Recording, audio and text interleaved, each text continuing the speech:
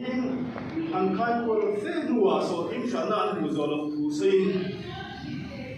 zong ne din kom na se pm market se tim convener chuan so tim shana du fiu chuan kan la zong ro cham atia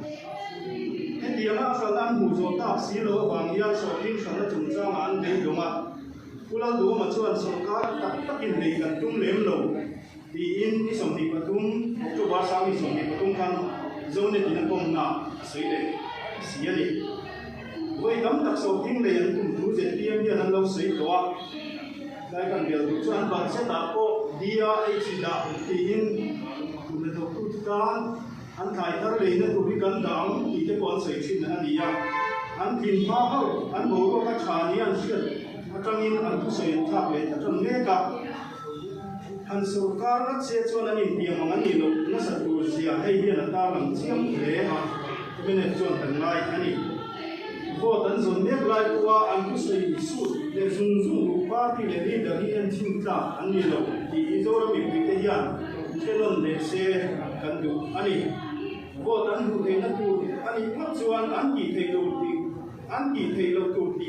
an ma ni nge an chian chin sa tempo an soya an tiam zel mai riwa ZPM party ya an tin pi dan hi sim to se kan du te ani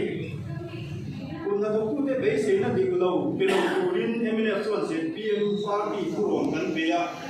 an fuak chi an du ti hi kun na ku te hiam sia se kan du bo ani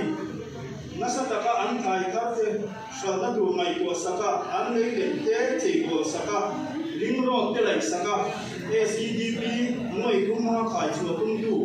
emine party hi party in ka le dik thil ka tak te chi na ni ti sia bunin than lo su ra ko hian tham thil le nge turin an ma ni dan ham chan na thil nge do na ni ti sia tham thil le nge turin emine chuan zoram mi pui zong zong te thin lum takin kan nge na ni ti zong kha we ni kan u le na chuan ya ti zong ta ka min lo